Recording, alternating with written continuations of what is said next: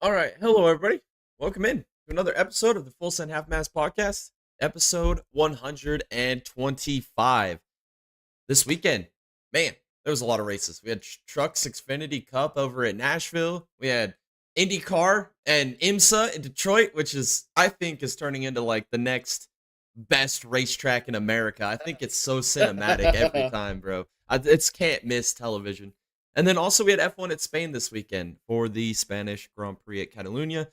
We'll talk about all those with you guys here tonight. We'll go over some of the key things that happen and talk about the point standings as they stand. F1, maybe a little bit of a gap growing there with Piastri's result this weekend. We had some good runs this weekend. We definitely have to talk about when it comes to IndyCar as well as Formula One with Nico Hulkenberg. Unbelievable. And then we will also touch up the races this weekend. The entry lists or notable entries for the ARCA Truck Cup weekend at Michigan, the only races this weekend, and our NASCAR fantasy lineups as well. So, news. I did not put any news in here today, Tom. I did not get to that on the podcast. So, is there anything breaking that we could talk about? Oh yeah, Max Verstappen 1 point away from Oh yes, race ban. I did see that. Unbelievable, dude. I mean, when's the last time we've seen a race ban? I'm trying to think of the last time. Oh, K-Mag. Well, Last yeah, year. it was K-Mag. Yeah, Yeah. K-Mag. That's funny. Yeah, I don't know, man. This World Championship's looking a lot tougher every day for Max Verstappen. I don't know if it's going to happen this year, dude. Unless there's It some really drastic might things not. change here in the next few weeks or months. I don't know. Um, what was the other thing? Yeah, BDN or these stupid team owners. Did you hear about the Jim France trying to, or basically what it was is he had some money and a deal together to get an IMSA driver to run Sonoma, and they were going to run through Spire, and all the team owners fucking threw a tissy fit on him and bitched and moaned about it when it wasn't even something like he was owning the car or buying the car or renting it or anything. It was just some deal that he put together for an IMSA driver, which if I was to guess which IMSA driver, it'd probably be one of the ones that drives the Action Express, maybe like a Jack Aiken or something if I was predicting. Um, yeah, what bullshit is that, dude, with the NASCAR teams? Like, how freaking, like, lack of awareness or I guess, hissy fit that the teams threw right there, you know? Yeah, yeah. A chance to, Just like, drama. get exposure to their series, like, I don't know. I just think that's so petty, dude. I feel like it's a lot of it has to do with the whole, like, charter agreement and everything, and everybody's all pissed off still at the France family, and I don't know. I think that's kinda lame. Um, and then Yeah. what other announcement? Oh, we had some stuff for Mexico City. So Suarez is running an Xfinity series, and then Will Brown, I believe, was running for colleague. So that'll be pretty fun to Yeah. see. And then Yeah. Finally. I'm excited for that Mexico City race. To be honest with you, I think it's gonna be awesome. I keep saying it all the time. More freaking road and street courses in NASCAR, dude. I think that should be a quarter of the schedule. I think they should run 9 a year, bro. That's just my opinion. I mean, imagine if they ran 9 short tracks, like 9 intermediates, and then they ran 9 road courses, and then ran like 9 2 mile and above races a year, or I guess super speedway races. I think that'd be an ideal Yeah. schedule.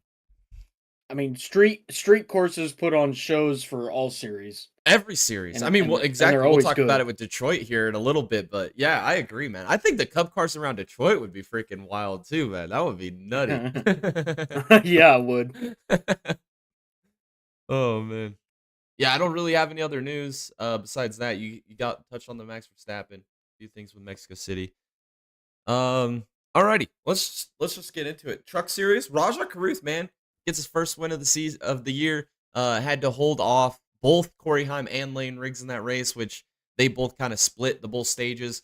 Lane Riggs did have that tire issue at the end of that race, basically costing him a chance to win. He did race his way back up to P3, but I think he had the best truck in the field. Was unable to get the job done. I'm a huge fan of Rajah. I like when Rajah wins. That was pretty cool to see. I think Corey Day, finished fifth, which I think that's probably his best freaking race ever in NASCAR so far. Oh man. But other than that, I mean, I don't know. I guess we'll get into it more when we talk about the Cup Series. I'm just not a huge fan of Nashville, and well, no, that's wrong. The night races in Nashville, not fun. Like, not good. I understand why they race in the night because it's freaking basically Satan's armpit down there Yeah. this time of year, but I don't know. I would like to see a day race there. I think it would be way better. Um, Xfinity Series, Allgaier, dominant performance again. How many times have we seen it, Tom, in the last few years where he wins both stages and just absolutely chokes the race? Didn't happen this week. Yeah, right. Oh man. Oh, we did. Oh, yeah. That was one thing I did want to talk about was Kyle Sieg and the Parker Retzlaff incident. Man, how heartbreaking was that, dude? Kyle Sieg was to the inside, just got a little loose and tags Retzlaff. They both go into the wall. I mean, that's like the ultimate gut punch, man. Like two of the, well, I mean, Kyle Sieg, Ryan Sieg, I feel like I put them both in the same category there. But, and then Retzlaff being like the underdogs of the Xfinity series, like, and Anthony Alfredo, I'd put into that category too. Those are probably like your four big underdogs, and when a couple of them wreck into each other like that, so that was devastating, man. After that, I was just turned off on that race Yeah. because they're both running good. Y- Yeah, and just to see what Parker has done this year in that car, and just to see that happen, it's like a gut punch. It really is, because Parker Retzlaff is, I believe, a hidden talent in the NASCAR world. He's kind of like a Carson Hocevar, if you ask Hmm. me. In fact, they're probably of the same caliber.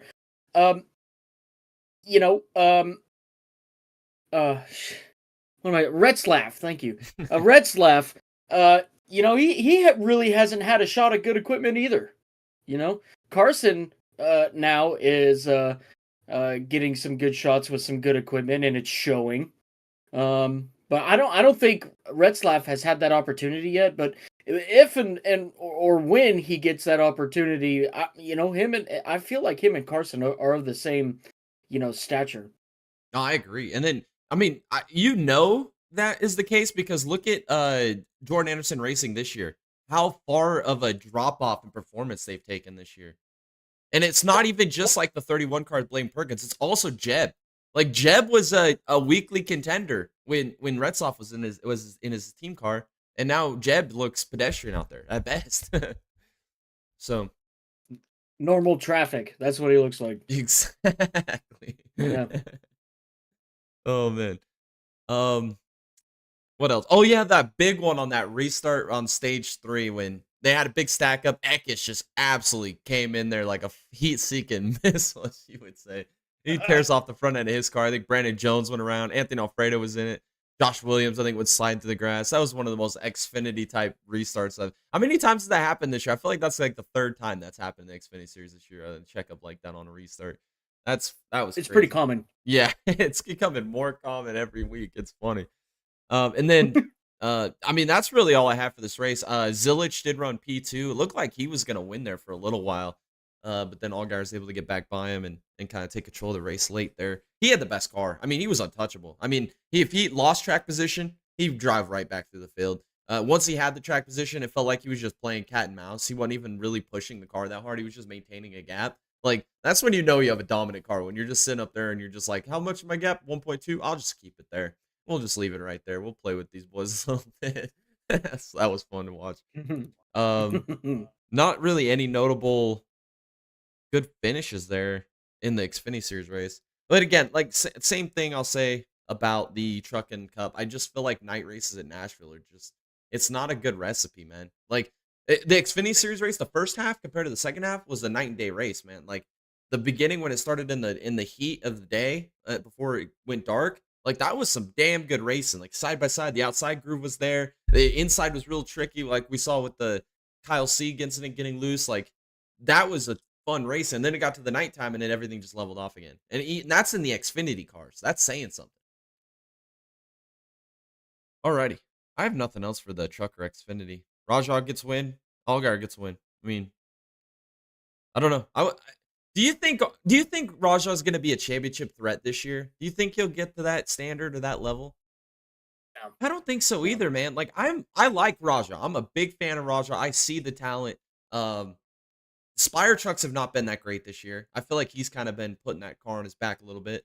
I just think when it get down to the end of the season, I think your championship's between Riggs and Heim. Once Riggs can finally figure it out and not wreck his car. And then I think Enfinger is always a dark horse to make a Final Four run.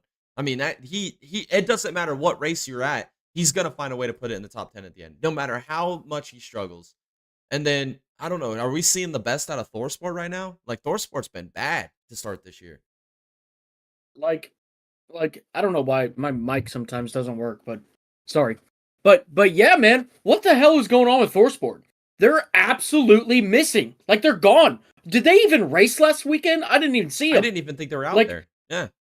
that's what I'm saying. I feel like, they were like, you know, I don't know, KBM doesn't race anymore, like, but they're racing as Spire, but it's like ThorSport.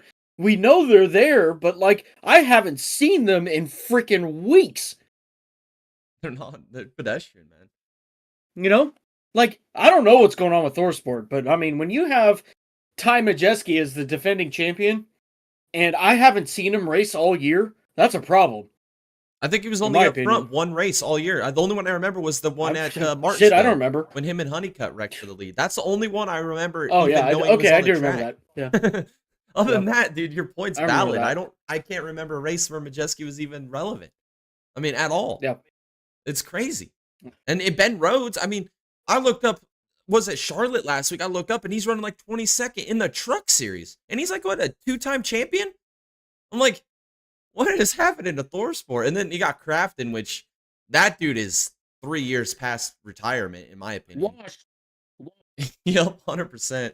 And then they've got a Mickey Mouse roundabout fourth car where they're putting in Luke Fenhouse, then they're putting in Luke Baldwin, and they're putting in Moses. I don't know who's driving that 66 car in most weeks, dude. I mean, I don't know. There's something about Stan Marsh. Yeah, Stan Marsh. SpongeBob. Playing hokey pokey over there with that other car. Yeah, I feel like that's like the biggest storyline of the truck series this year is where did ThorSport go, man? They have just been so bad this year. And then Xfinity, I mean, clearly Allgaier is going to be the championship favorite threat right now at this point of the season. Zilich has shown speed. I mean, he's getting the results when he's up at the front. He qualifies extremely well. He just hasn't broke through and got that oval win yet. But with the road course stretch coming this summer, I think Zilich is going to knock off a couple more wins here. I do too. I really don't worry about Zilich. I don't think Zilich is going to be a Final Four contender. No. Just because first year and all, like, for him to be even relatively competitive as he is now is really good because he's just a rookie.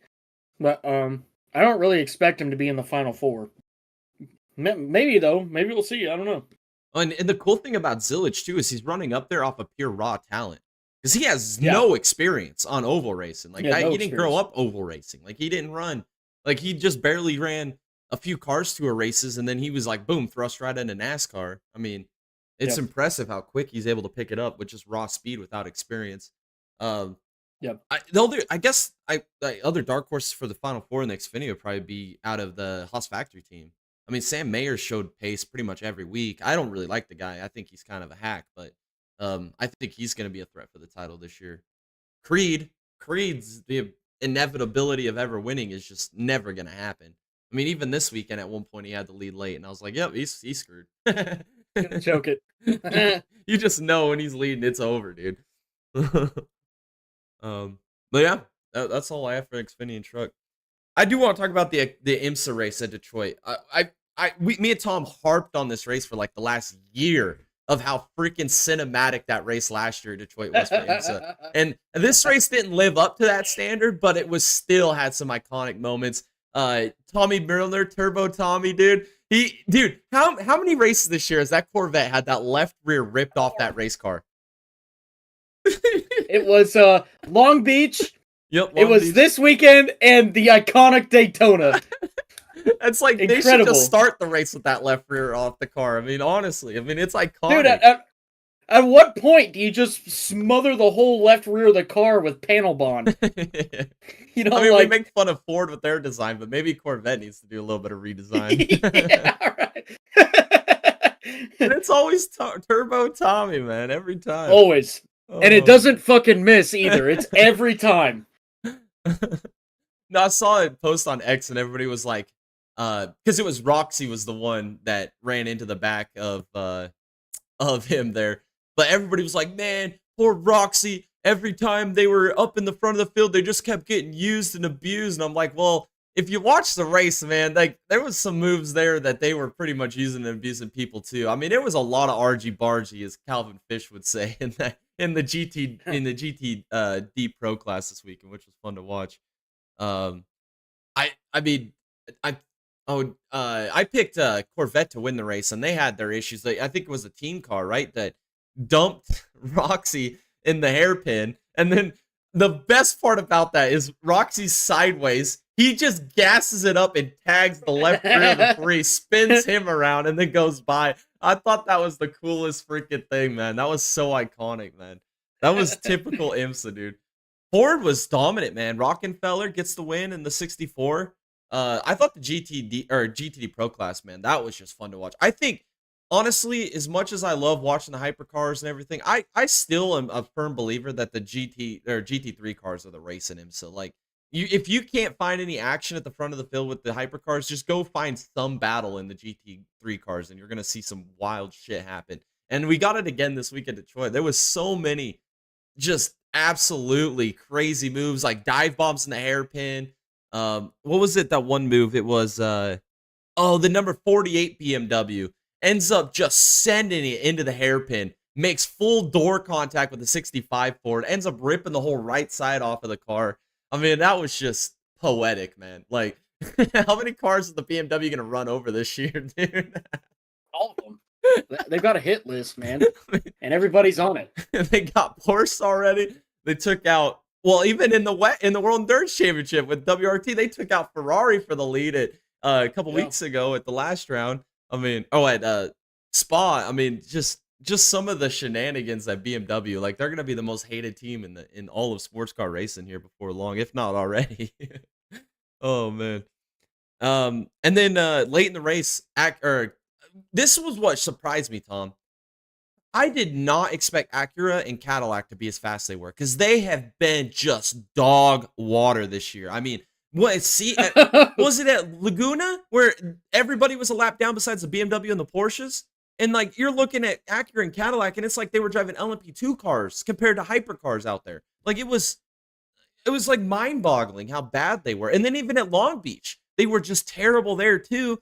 And like, this has a lot of parallels to Long Beach, and I did not expect the speed. I thought this was going to be another Porsche win, and Porsche was not that good. Nasser at the end, they did a little bit of strategy to get the lead there late, but Nasser was on a tire disadvantage and just was absolutely getting eaten alive by the Acura and the Cadillac. And then Van der Zande, man. Damn, Van der Zande, dude. Who thought he was going to win another race, dude? Like, when the whole Chip Ganassi thing went down and he lost his ride there and ended up finding his home here at Acura's first race, like really kind of back with the team with a good competitive race car. Ends up driving back through the field, got by Nasser, then got by Ricky Taylor for the win. That was pretty impressive. Oh, yeah. Number 93, baby. Hell yeah. I would have, look, if I was here last week, I would have chose him. And then I would have been looking like a god right now. But hindsight's always 20/20, right? Oh, man. That's true. Well, I was looking at some of the stats, though, but Nick Tandy's record on some of the shorter races in IMSA have not been that great. So that kind of makes sense that, I mean, he's Mr. Endurance. Like, anything in a short sprint, he just don't have the talent, I guess. I don't know. Oh, but the cool thing about that, though, Tom, with Van der Zande driving the Cadillac now that he's in the Acura, he said that played an advantage for him beating Ricky Taylor head-to-head there at the end, because he knew all of the advantages and disadvantages of that Cadillac, and he said that his experience driving that Cadillac is the reason he won that race, which I think is freaking dope, dude, that they credited that win to his experience with Cadillac. Unbelievable. Okay. Honestly. Well, it's kind of funny, though, because you think Ricky Taylor was driving the Acura last. You think he would have used the experience of the Acura? Hold on. Big brain moves, brother. Yeah, dude, right? It's so funny. I don't know. It wasn't the most cinematic as last year, but there was some good moments, for sure. Yeah. It was good to see Cadillac and Acura actually look like they had a decent competitive race car for once, because they have just been terrible this year, which is good because Le Mans coming up here in a couple weeks, and personally, I would like to see somebody beat the Ferrari. Just to say they did it, because They finally got the Yes. Porsches and IMSA. Can they get the Ferraris in the World Endurance Championship? All you need to do is do what Cadillac did in Bahrain. Yeah. Yep. That's all you need to do. Somebody just needs to take one for the team. Here's what I'm saying, though. With all the BOPs that are coming up, though, on a serious note here, Peugeot is about to go on a freaking tear in the World Endurance Championship. I'm calling it right now. I'm calling it. They've Peugeot's got the gonna win the lightest race this year. BOP for sure. I could see it. That'd be Yes. crazy. Freaking We're gonna Toyota. get it. I didn't even tell you about that, but there was a post on YouTube, and it was Toyota showing off their 24-hour Le Mans livery, and I was like, I posted a comment on there, and I said, doesn't matter how pretty the car looks because you're still gonna get screwed with a bad BOP from the FIA, and they end up tagging my comment on the top comment on the post. No way. Yeah, You gotta share that. that's so You gotta freaking share funny, dude. I saw that yesterday and I laughed so hard. I got the highlighted comment. Even the Toyota knows they're getting screwed by the BOPs. They just instantly liked it, man. That was funny when I saw Oh, that. that's awesome. I dig that. I think the At least car they've looks got some good. humor with it. Yeah, exactly. At least they're not all stuck up. I mean, if that was like any other team, they would have probably just blew it off. But yeah, Toyota's like, we know, bud. At least somebody's paying attention. I got in an argument with somebody on the last race in the comment section of the highlight video because I was in there saying like, man, IMSA or World Endurance Championship been so good the last couple years, and this year it just kind of sucks because they're giving leeway to the BMWs, leeway to Ferrari, and then they're just absolutely punishing Cadillac and Porsche and Toyota. And people in there were just berating me like, "Oh, you just want to see Toyota win." Blah blah blah blah. And I'm like, "No, I don't care who wins. I just want it to be a level playing field. Like to be the best, you got to beat the best, and you can't beat the best when you absolutely handicap." They basically tied both hands behind the backs of Toyota and were like, "Now go figure it out, bud." Like, no, Yeah. they were the best. They tied their hands behind their back and then they put them into an octagon ring. Like, what do you expect to happen? They're gonna go down hard. Exactly, especially with the World Endurance Championship rule where you can't re-innovate your car for a 3-year window. Well, Yeah. they've got the oldest car of the entire hyperclass field. Peugeot's the only other one that's been there as long as they have. Ferrari comes in a year later. Porsche comes in a year later. They've got a whole year of development on them. And then you're going to handicap the guys that have the older cars. It's like, it makes no sense to me at all. Mind-boggling. Euros. All right, let's talk about some F1 now. The Spanish Grand Prix. Antonelli and Albon both have retirements. That was devastating for Albon, man. Like he's had such a great start to his year. I think he scored points in like all but one race so far this year.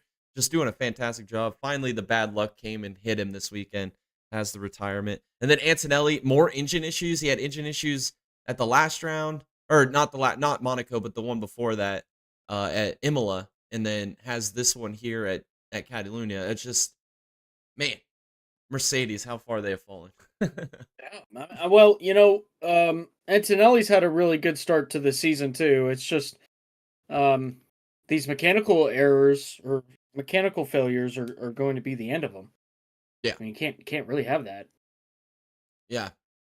Yeah, especially with a rookie driver. And I mean, we'll talk about the constructor standings in a minute. I'm not even going to talk about the leaders because it's over for the championship and the constructors. But Yeah. for second place, dude, it is tight between Mercedes, Ferrari, and actually, let's just talk about it now while I brought it up.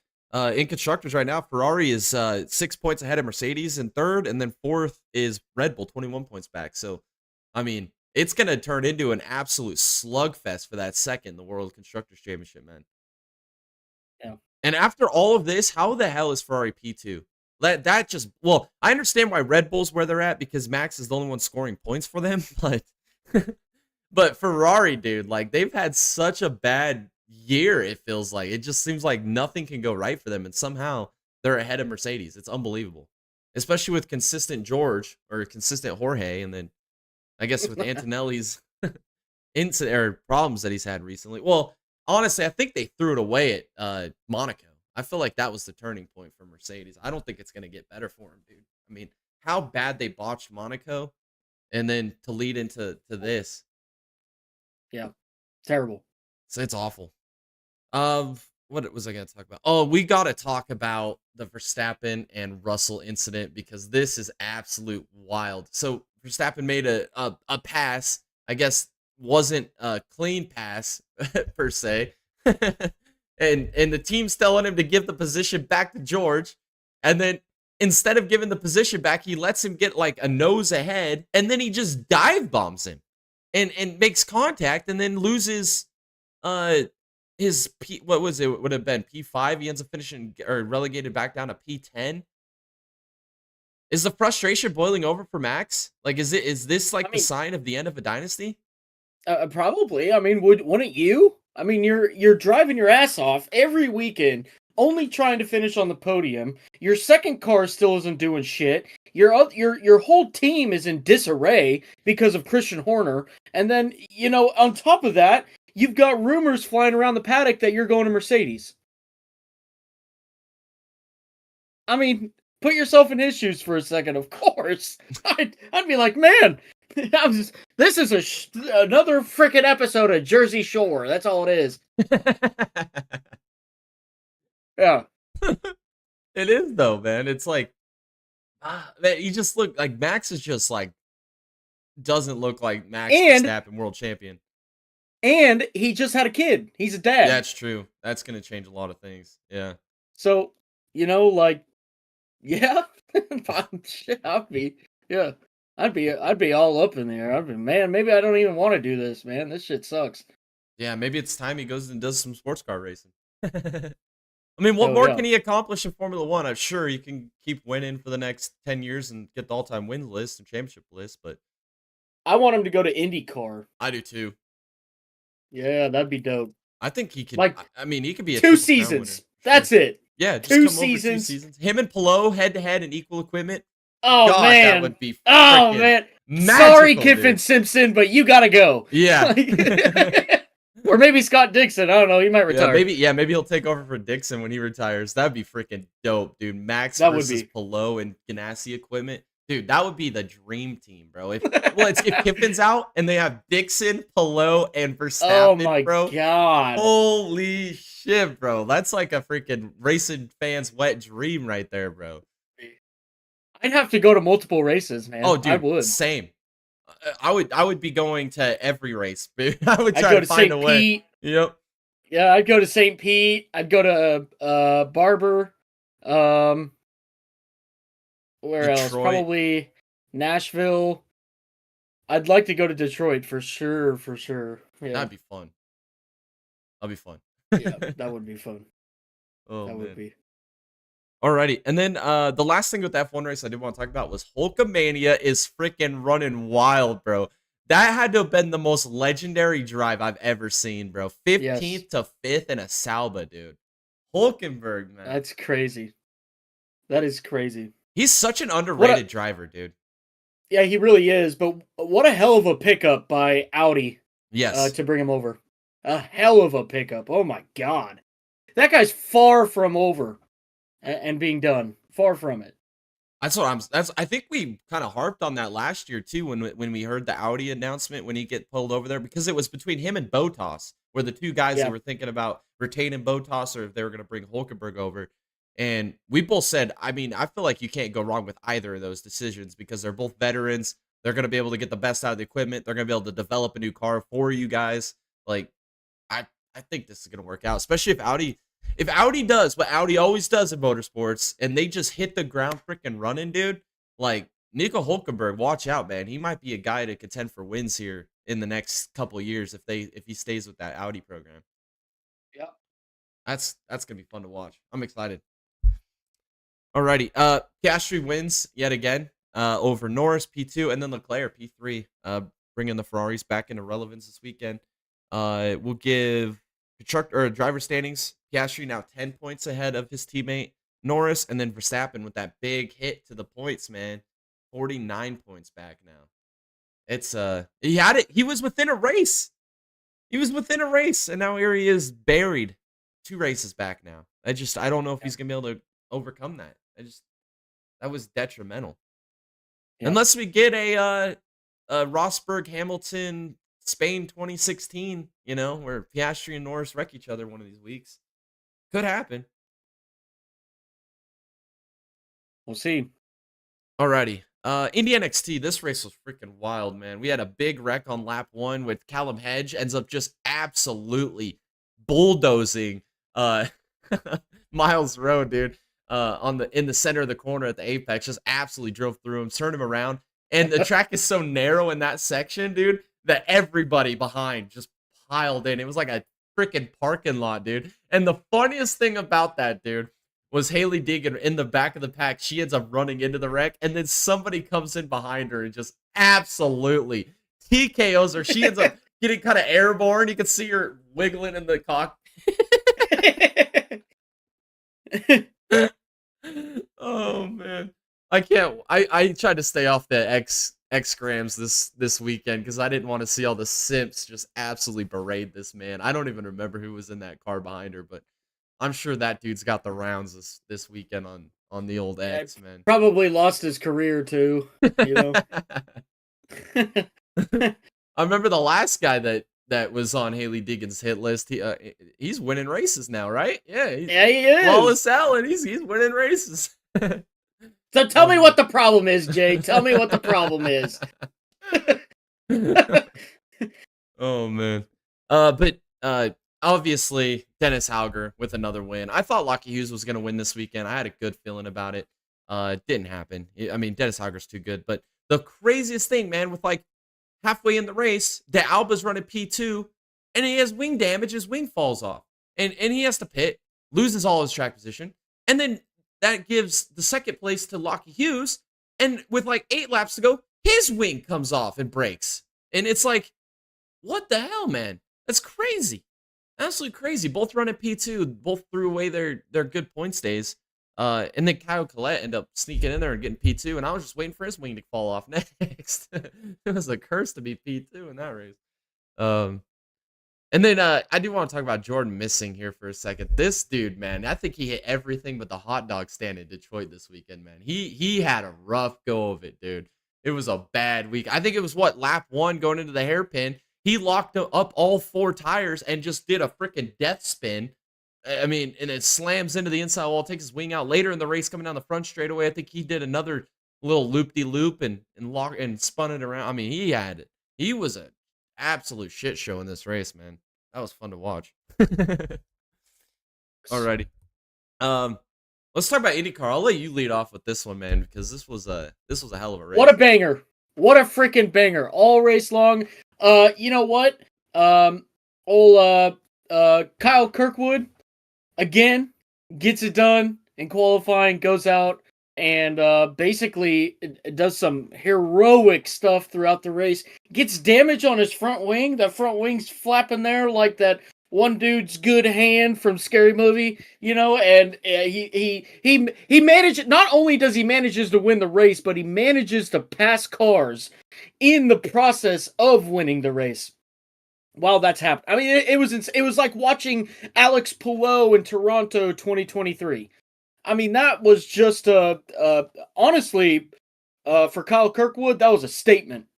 I mean, for real, the king of streets really is not a big enough title in my opinion. He showed that he deserves to be in IndyCar, and he's going to be here for a while. That car had a hard time picking up sponsorships for this year, for this race. He's not going to have that problem anymore. That guy, surprising, to be honest, and eating crow at the same time. I thought he was going to be the next Zach Veach. But that it was not the case at all. And I'm here to eat crow. Kyle Kirkwood, is a hot pick, and I don't think that's a hot take.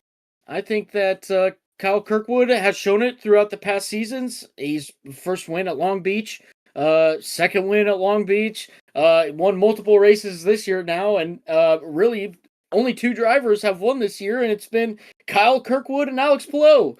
So put him in that put him in that bracket. Put some respect on it too, because Kyle Kirkwood is definitely showing out. But we've had some crazy things happen even before the race. Will Plower going and pushing Kyle Kirkwood through the corner in practice. Oh, that was awesome, dude. That was so freaking awesome. Oh my god, that was hilarious. And then Will Power goes up to Kyle Kirkwood during driver intros and just joking around with him, poking fun with him. I'm like, Will Power's best, man. He's awesome. He might be, just a little bit washed, but you know what? It's okay, But yeah, we saw some great racing up front. We had some unfortunate circumstances.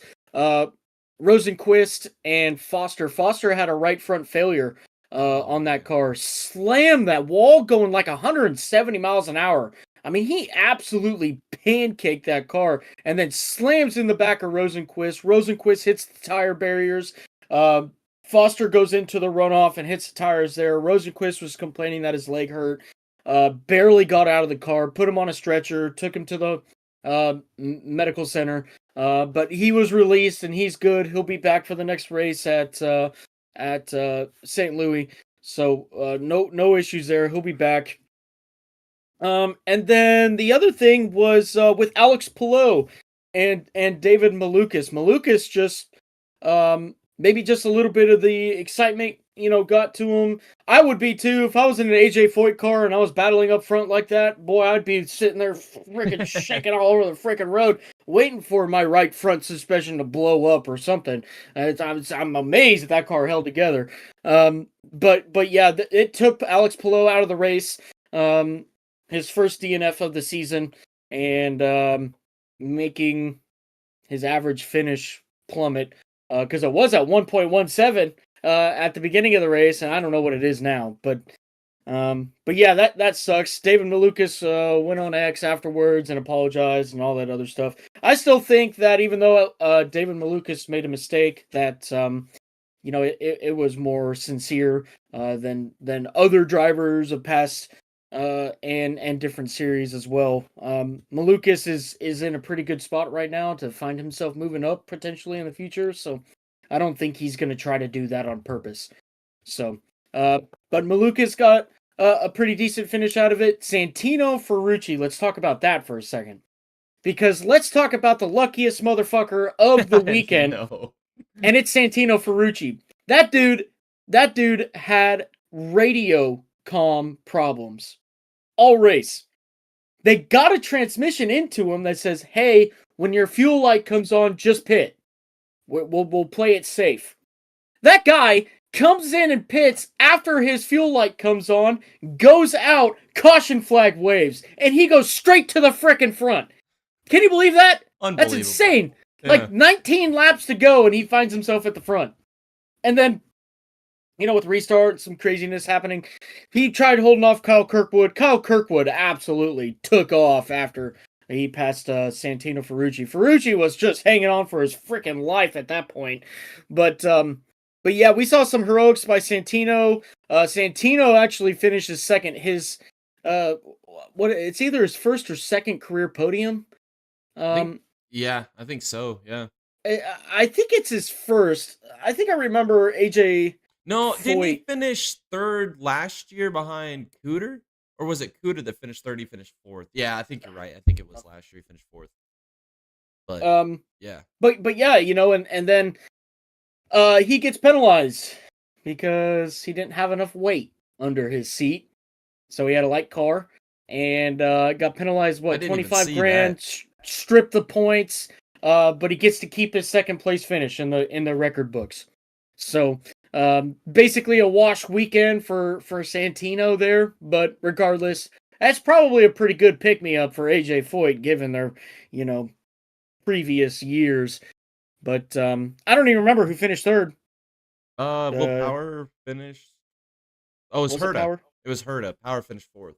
Oh, that's right. Yeah, Herta. And Herta was really the only one I feel like that had a chance at winning this race. The only one to take it to Kyle Kirkwood. But Herta doing typical, Herta Andretti. Honestly, it's like watching Ferrari. Yep. In an IndyCar race.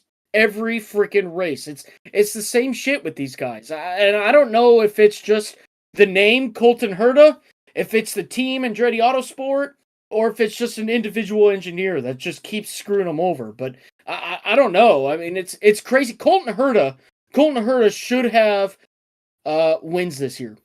He should have wins. You know, and Andretti should have multiple race winners under their stable right now. So I don't understand. I mean, obviously Kyle Kirkwood is just that much better or maybe even luckier right now, but Colton Herta, I do feel like he's going to win a race this year. Everybody complaining that they're not going to watch another IndyCar race this year because Alex Palou is going to win every single one of them. Get over yourself and jump off the freaking pickle that you sat on, because it's just it's annoying. It's not going to happen. Of course, it's historic what Alex Palou has done this year, but like, good Lord, get over yourself. But look, we've got some really good racing. We got a short oval coming up with Gateway, and I feel like that's going to be some theatrics right there. But anyways, overall, Detroit put it on an absolute banger. Cinema again. I kind of like the place. I like the race course. I mean, it's honestly, and the split pit road. Oh my God, was that a freaking success? Man, did I give that. Oh, we just absolutely so much shit. it. Yeah, dude. Yeah, it was terrible. I thought it was going to be the worst thing ever. But you know what? I'm here to eat crow, and I'll eat crow every week if I have to make the series better. That split lane right there makes the series better. Who else does it? Tell me.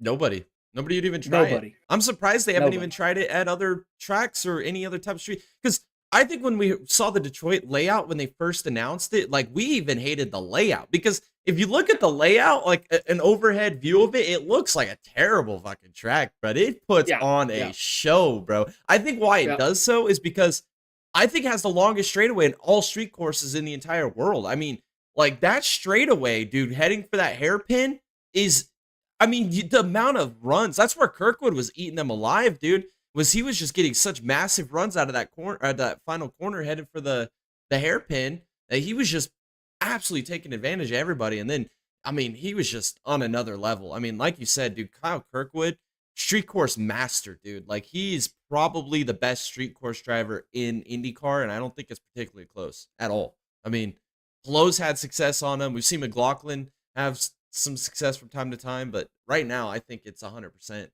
It's got to be Kirkwood. It's Kirkwood. I mean, shit. And just imagine if he crawls back in this championship fight, Tom. What could have been if they didn't get that disqualification at Indianapolis, dude?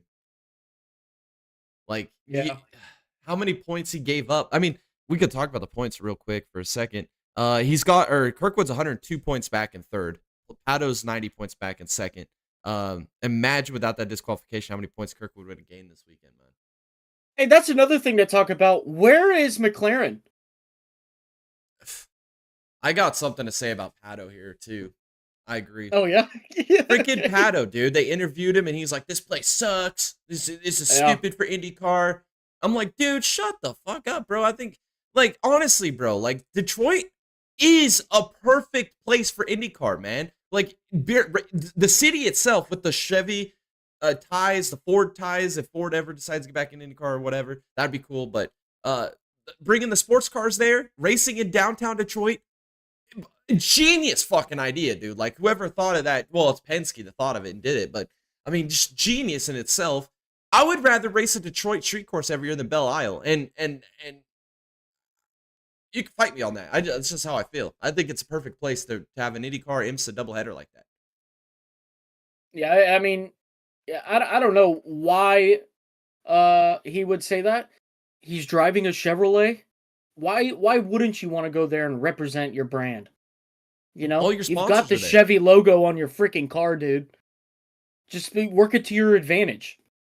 I mean, even Zach Brown was there.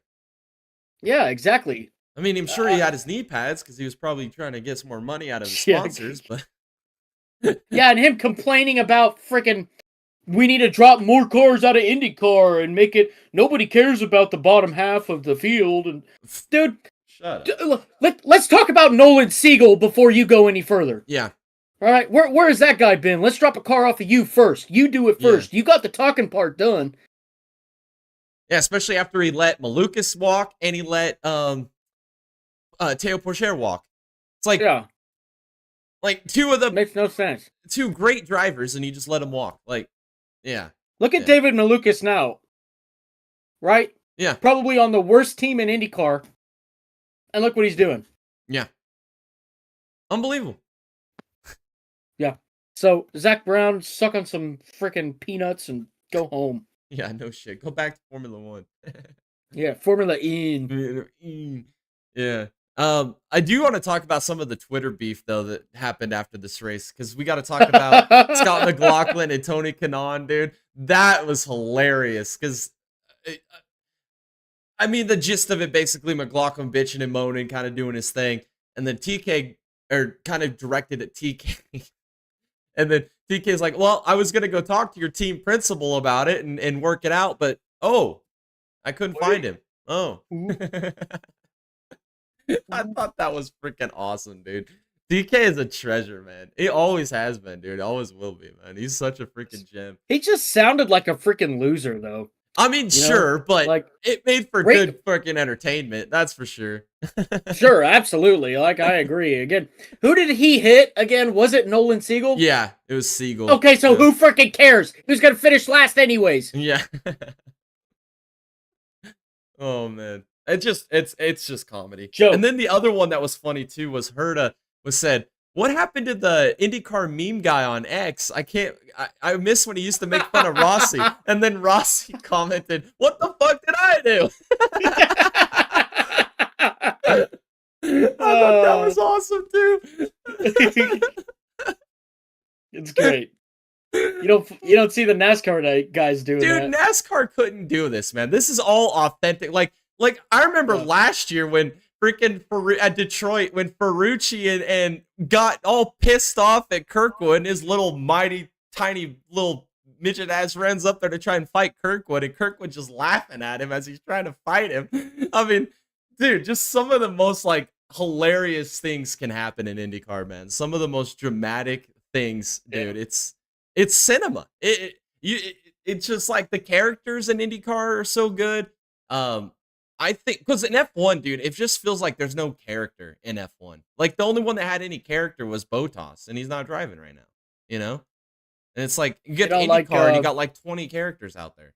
The NASCAR script writers would be like blowing smoke out their ears listening to some of the things that the IndyCar drivers do because they're like, "We didn't write this, we didn't script this." Oh man. Yeah, just like all the crazy, and then like you said with the power thing, like there's like so many characters in IndyCar. It's just like you just never know what they're gonna say, do, act, like things they post on X. Like it's so funny, man. It's so good. It's the best. I think it's the best racing series in the world, honestly. Like, I mean, on multiple different levels too. Like it's not just racing.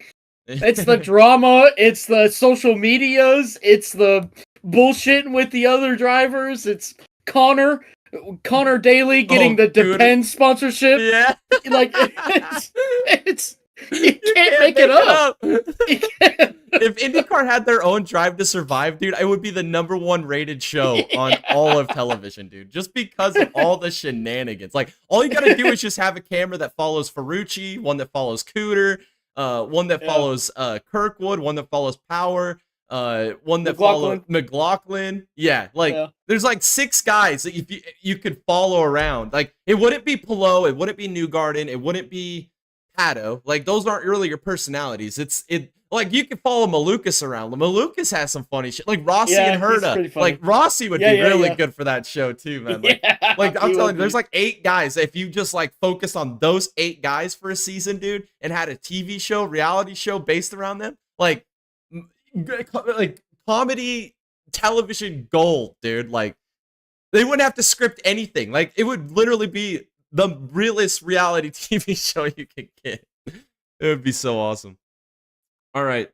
Yeah, I mean, that's all I got, man. It was just a good weekend for IndyCar. I mean, it always is. It's always a good weekend when IndyCar's on, man. It is just like I said, it's the best racing series. All right, it's time we talk about the other series that races on Sundays, the NASCAR Cup Series. Like I said, the race wasn't that great, man. Like, there was no passing, dude. It was just... This is my problem with what happened on Saturday, Tom. I was watching the race, and then I was keeping track of the lap times. And can you tell me how to have a good race when the leader is running 3/10 of a second faster than the last place guy? How is that a good race? There's no I mean, disparity in speed. I mean, I feel like you'll have that with some racing series, but I think the problem here is that what NASCAR is trying to promote is pack racing. Yeah, And when you have pack, or when you design a car for pack racing, yet it still doesn't work with pack racing, I think that's the root problem right there. Because if you want a pack race, you know, fine, whatever. Uh, but even the car is failing that aspect. I mean, how can you have someone that much slower? I mean, you can claim dirty air, but it's more than that. I mean, because second place, third place, fourth place, fifth place wasn't that slow.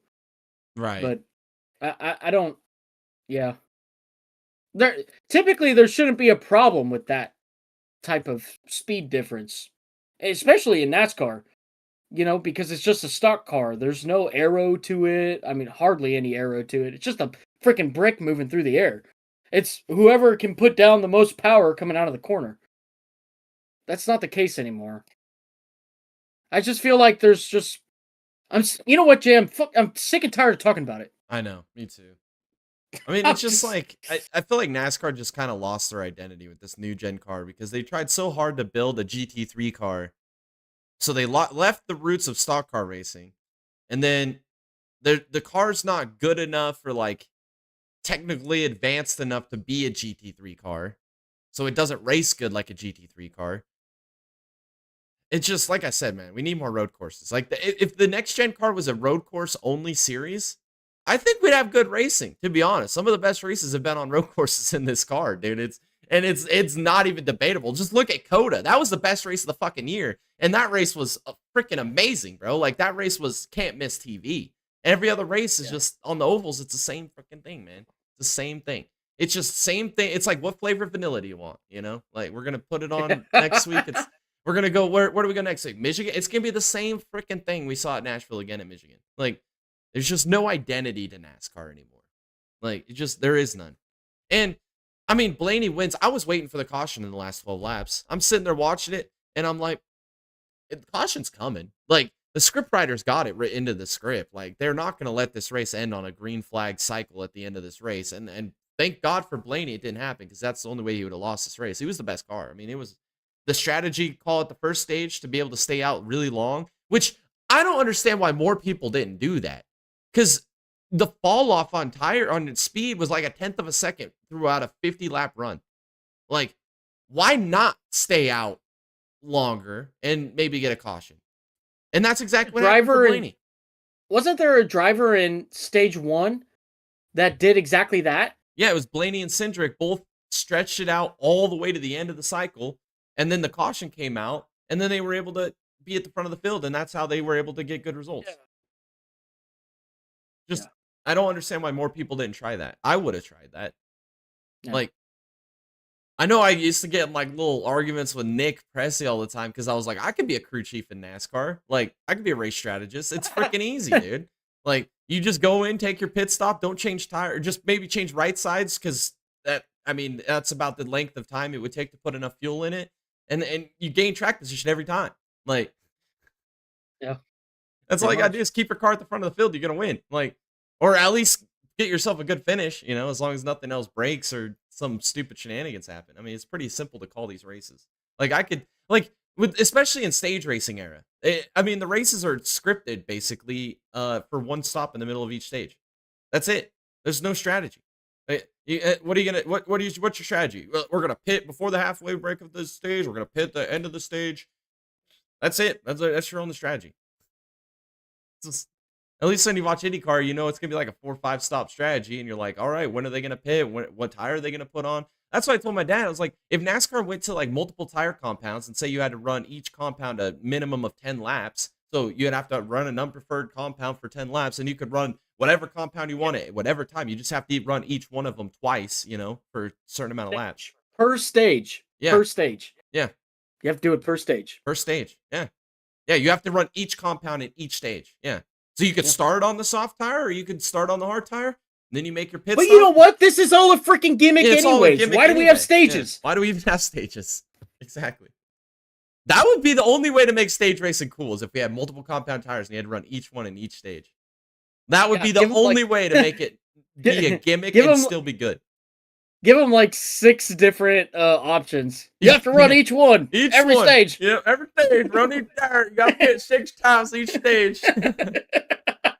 I'm just waiting. That'd be pretty cool. That'd be entertaining as hell, dude.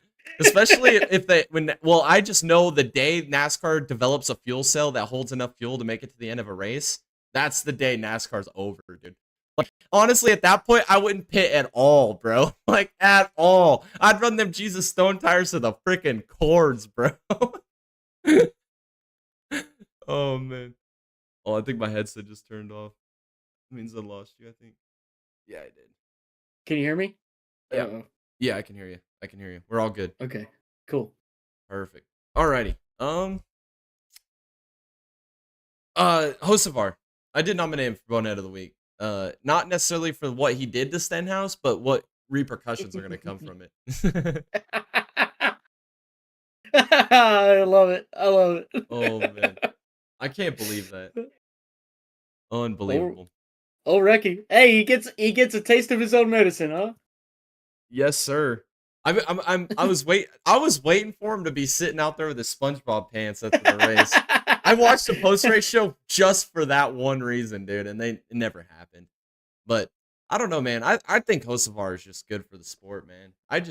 We had Chastain, and then they reeled him back, and I just hope they don't do it to Hocevar. I just don't think Hocevar gives a shit. Like, I think Chastain let all that kind of get to his head, and he kind of backed off. I don't think Hocevar gives a shit to begin with. I don't think he's ever going to back off. Well, that whole conversation he had with Mr. Hendrick behind closed doors, nobody knows what was said. Yeah. But right. Whatever happened during that meeting is what changed Chastain to what he is now, and honestly, it's kind of lame. Carson Hocevar is going to be the next Chastain. I just hope that whatever happens, that his passion doesn't die out and he continues the same, as what he is now. Because I mean, honestly, I feel like Chastain's been neutered. Yeah. 100%. He just hasn't been the same, and it even shows in the win column. Like he'd probably have double the amount of wins he would have had by now if they didn't pull him back. But what was the other one? Oh, I did want to talk about Eric Jones and Christopher Bell on that one restart. Jones got a good run on Bell, went to the inside, had the inside line, and Bell just kept forcing his way down. I saw it live when it happened. I was like, hey, just dump Bell. He just sent him. I felt like it was deserved though. I mean, honestly, like Bell was, I mean, I understand what Bell was doing. It was a one groove track, lose your track position, you're screwed. But it kind of came back to bite him a little bit there. So that was kind of funny. But look at Blaney, man. So inspirational. I think you said it, just a good ambassador for the sport, dude. Like honestly, we say it all the time. Like, he's the only one in NASCAR that's Hollywood, and he doesn't, like, if he would just do that and be that, like, that'd be so much better for NASCAR. But nobody wants to take that role. I want to see Ryan Blaney when he's pissed off on the radio, screaming at his crew all the time. Yes. That's what I want to see. Yes. That's when he always performs his best, when he's pissed off. Yeah. If Ryan Blaney is chill and cool and calm and collected behind the wheel at a race, you just know he's not going to have a good result. You just know. It's over. He's cooked already. Yeah. Like I think somebody needs to just like piss in his Cheerios in the morning before race day, or something stupid's got to happen, you know? Just do something to him. Just piss him off before the race starts, and then you're going to get a winning race car driver. I don't have anything else to say, man. Like you said, I just don't even really like talking about the NASCAR Cup Series anymore. It's just, there's nothing that's going to change. It's just another day, another dollar, and that's all it is. Yeah. All right, drivers of the week, Nico Hulkenberg, P5 in the F1 race. Fantastic run. Santino Ferrucci with the absolute blessing from God himself this weekend with the P2. And then Hosen Karsavar with with a P2 finish. I think he's going to win a race for the end of the year. He's freaking quick, man. He was the only one I saw all day long that was able to pass people. Like, Blaney did his passing all off a strategy. Hocevar did all of his passing on track. He went from, what, P26 to P2? I mean, I was watching it at the end of those runs, and everybody was stagnant in line. And I would watch Hocevar, he'd be like 14th, and then by the end of the stage, he was up to like 8th. And I'm just watching him move position by position. And then they kept watching Blaney. Instead of watching Hocevar climb through the field on the broadcast, we're sitting here with a double box watching Blaney 3 seconds ahead of the field while Hocevar's making all these passes on the bottom box. I'm like, just put Hocevar on the main box. Like, he's the only one passing people. Like, that's one thing that seems to me be off just front. like a common consensus, though, because it happened with Fox too. Yes. We'd just be focusing on the freaking leader when there's 3 wide racing behind him. Like, it makes no sense. The leader's going to keep that position going through, and out of the corner. Why are we watching that? Go to the battles. Yes. That's what we want to see. We know that Blaney's going to hold on to the lead. We know it. We get it. We understand it. The only thing that can only happen is if he blows a tire. But if he blows a tire, you're going to see it anyways because you're looking at the 3 wide behind him. Yep. You're going to see it. So just freaking look at the battles, man. Screw first place when they're 3 seconds in front of the field. Fox did it during the IndyCar race too with Kyle Kirkwood. I don't give a damn. Look at Santino Ferrucci playing freaking, I don't know, Hulk right now, trying to hold off all the cars behind him. I mean, that was the real race right there. Kyle Kirkwood won the race by 4 seconds. Who gives a damn? He won the race. Look at freaking the battles, man. Oh my God. That was all weekend. That was with all the broadcasts. That was with all the races. They focused on the leader. Focus on the freaking racing that's happening behind them. Yeah. Good Lord. Well, it's not a hard concept. I think it's like an American motorsports thing because whenever I watch like a sports car race or an F1 race, like I'm always watching the battles. The battles are always on screen. Like rarely in a sports car race are you just watching the leader until the very end of the race if it's a battle for the win. Like, I don't understand how they can't adopt that in IndyCar or their NASCAR broadcast. Like, I don't get it. It just don't make no sense. Yeah, I don't get it either. It's a plague. It's a freaking plague, man. I mean, I remember when we were doing the broadcasting, like, we would always be watching the battles. Like, every time. Yeah. We probably spent less time watching the leader than we did watching the battles, dude. Like, because it's riveting, man. It is. It's how you suck in the viewers, race, man. Yeah, exactly. Like, cool, this guy's leading. Like, we don't have to focus. I don't know. It is what it is. Bonehead of the week, David Malukas, Bulldoze and Alex Pillow. Gotta put that one on there. Hosen Karsvar, TKO's Recce Roundhouse. Gotta put that one on there. The consequences are gonna be bad. And then the other one, I nominated this one too because I thought it was just absolutely stupid.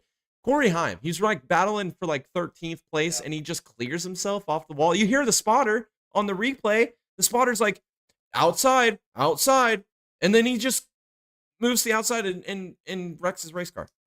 Just lack of dumbassery. I mean, reminds me of Natalie Decker at Bristol. That one here. The spotter was like, I don't even know why the fuck I'm here. See you guys. One of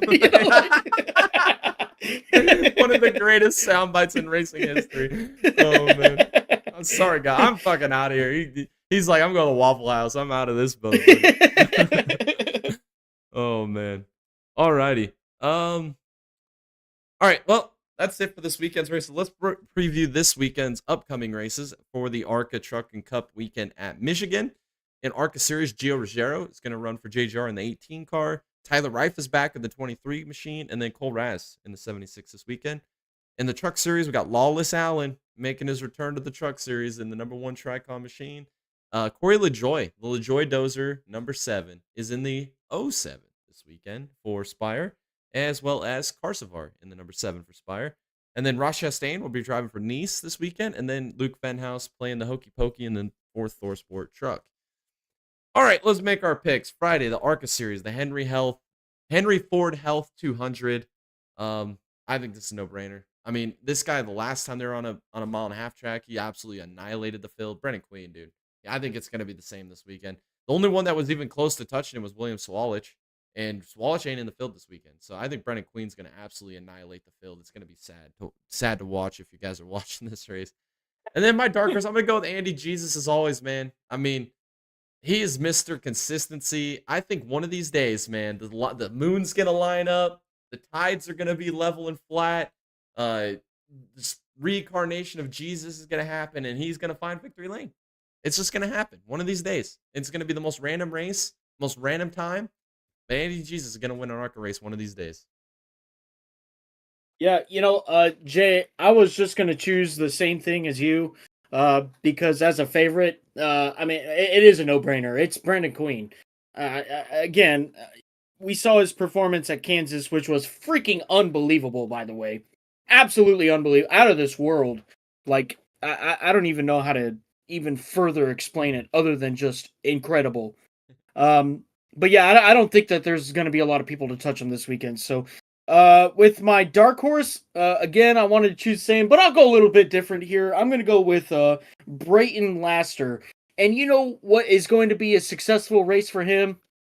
Is if he finishes on the lead lap, and that's about it. Yep. That's it. He's gonna be moving them pizzas real good this week if he could do that. Yep. He sure eats a lot of it too. That's for sure. Oh man. Alrighty, now the Truck Series race is on Saturday. That's the DQS Solutions and Staffing 200. I'm gonna go with Corey Heim this weekend. I know it's a oddball pick, but this dude has led an insane amount of laps. Should have won probably 4 or 5 more races than he's actually won this year. I think he's just untouchable right now in the Truck Series. I think he gets the job done this weekend. And then my darkest, I'm gonna go with Honeycutt. Like I said with Andy Jesus, one of these days Honeycutt's gonna win a race, and it could be this weekend. Who knows? Nice's trucks have been really good on their mile and a half and 2 mile tracks as of late. I mean, Ross is gonna be in the field. Seems like whenever Ross is in a Nice truck, Honeycutt runs better for some reason. It's just weird how that works. I think that's gonna play a big factor this weekend. Yeah, so for my 2 drivers, I'm going to do the same here as well. I'm going with Enfinger as a favorite, and then for a dark horse, I'm going to go with Frankie Muniz. That's good pick, dude. Did you see Frankie Muniz and Cletus McFarland are the front runners for the Dodge rides coming up next year? I did. I did see that. Can you what imagine? A freaking meme. What a meme. They're like, we need to start our truck program. What driver should we go for? Well, let's go get the YouTube star and the Malcolm in the Middle kid. Yeah, right. You know what? Marketing masterpiece. Dude, they're going to sell so many freaking Ram trucks, bro. Oh, man. All right, and then Sunday is the Cup Series race, the Firekeepers Casino 400. Man, I went back and forth on this. I was like, Bell, but then at Bell's, their intermediate program's been really shoddy this year. Then I was like, man, Blaney, but how many races? Blaney's been the best guy all year long, but how many races has he not won? I mean, it's astronomical the amount of ways Blaney's lost races this year, and I find it hard to believe that they somehow just flipped a switch at Nashville and now they're going to start winning races.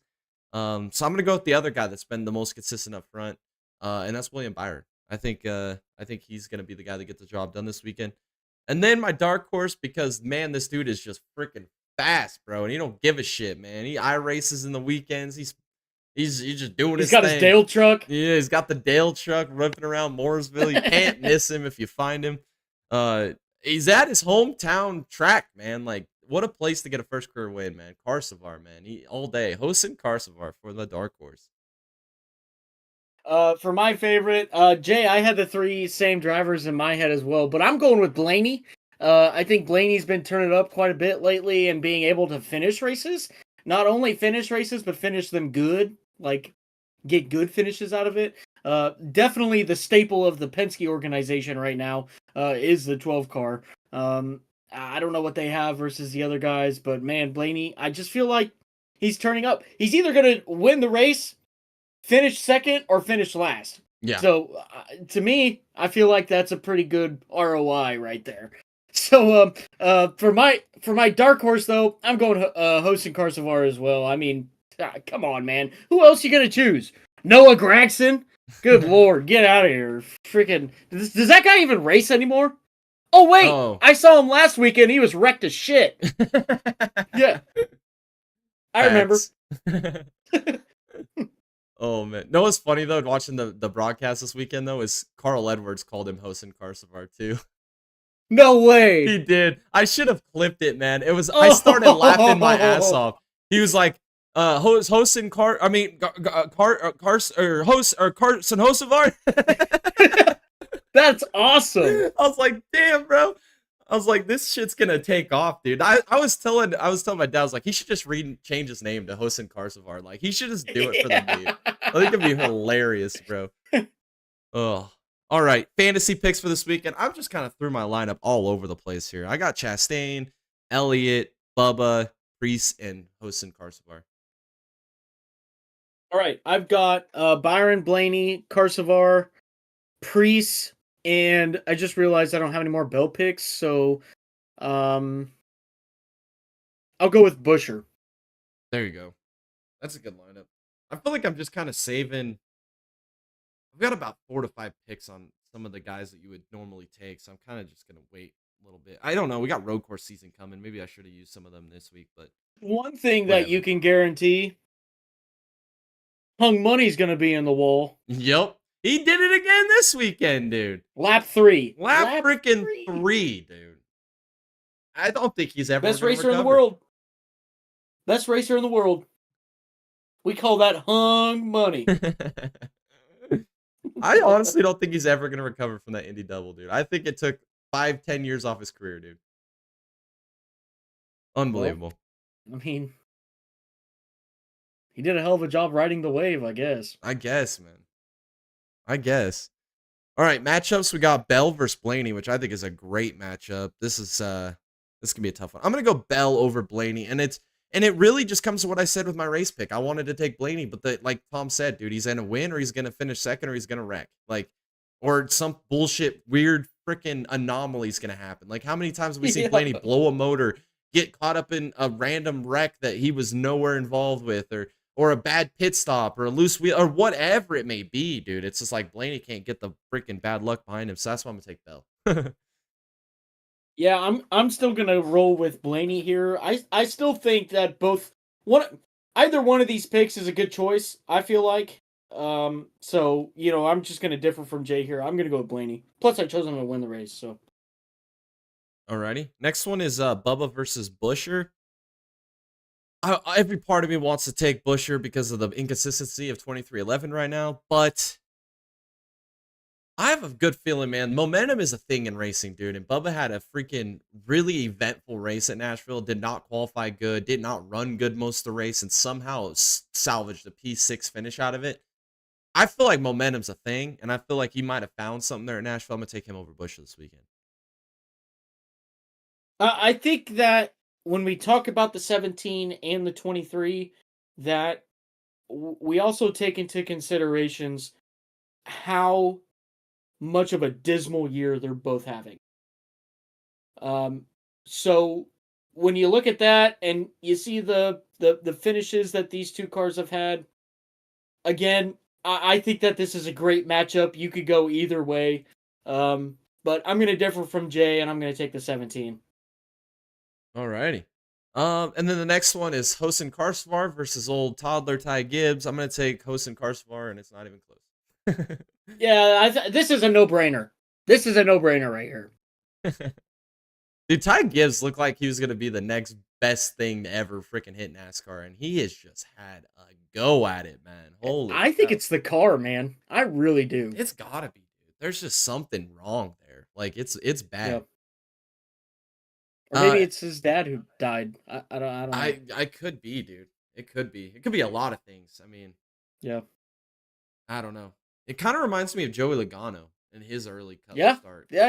Like, whatever happened to Gibbs, like, it just never worked out. And then he goes to Penske, and now he's a 3-time champion of freaking thread every year. It's like crazy. Yep. All right, and then the last one is Suarez and Keselowski, and I think this is just an absolute, like, I feel like it's like the Bubba Busher one, man. Like, you could go either way because, I mean, They've both had just terrible freaking years, man. Like Suarez doesn't even know where the brake pedal is on his race car. Brad can't even finish in the top 30 in most weeks. Like, I don't know, dude. I'm just gonna take Suarez over Brad because Brad, he is cooked, bro. Like, he's washed. I just don't see it anymore. I don't see anything out of him. Like, it's They're crazy. both freaking washed, man. Oh, Suarez is I think done. they're both. Yeah, Suarez is like- gonna be in that ride as long as they want to keep him. I mean, he is done. Well, Pitbull isn't there anymore. What are they doing next year? They're bringing Connor Zilic in. I think they I'm calling should. it. Yeah, I think they should. They need to have Zilic in that 99 car. Well, no, what they need to do is put freaking SVG in the 97 and put Zilic back in the 88. That's what they need to do. Yeah. Drop the 99 completely. Like, screw that. They could just have Project 97 is a cooler number than 88 anyways, in my 100%. opinion. Well, and plus Zilic has kind of made 88 his own. Like 88's kind of Zilic's number now. Like, I feel like he needs to take the 88 over next year. Yeah. All right. Yeah, same thing. But instead I'm going with Brad. Yeah. Yeah. I feel like you can't go wrong with either of those picks. It's just so bad. It's just the this year, man. There's just been so many bad performances. It's crazy. Like, if you would have told me at the beginning of the year that Priest was going to be carrying RFK, Hosen Karsavar was going to be carrying Spire to podium positions, and I mean, I would have just absolutely been. And if it would have told me 2311 was going to fall off a freaking cliff, like, there's a lot of shit this year that's happened. It's the third car with 2311. Riley Herbst provides absolutely no value to that team. Sorry, it's the truth. Riley Herbst is just a mid driver in an awful car, which is a recipe for disaster. That's it. Yeah. That's it. He's a career Xfinity guy. There's nothing wrong with that. You can make a good freaking living in the Xfinity series and drive a more fun car. Yeah. Yeah. Allgaier did it. Elliott Sadler before him did it. I mean, Jeff Green before him did it. Randy LaJoie before him did it. I mean, it's not bad to be a career Xfinity guy, man. It is not a bad career. No. Alrighty. That's it for this podcast. I think that we covered everything. Kind of a light week on races this week, but that's okay. Because in 2 weeks we have the 24 Hours of Le Mans. That's going to be exciting. And as Tom was also saying, with St. Louis for the Indy cars, and then Mexico City for the Cup cars, which I'm super excited for that race. I love road racing in NASCAR. It is the best, and we get to see some of that here soon. All right, make sure you guys go vote on that watch party poll. That poll is still running. It will be closing next Monday, so you got a little bit of time to get that vote in for the watch party for the month of June. Also, if you guys want to stay updated with everything happening on the channel, make sure you hit the subscribe button, turn on the bell notification. We'll be back every Tuesday for this full set Mast podcast, like clockwork, your 365 show about motorsports, the best racing podcast on the internet, in my humble opinion.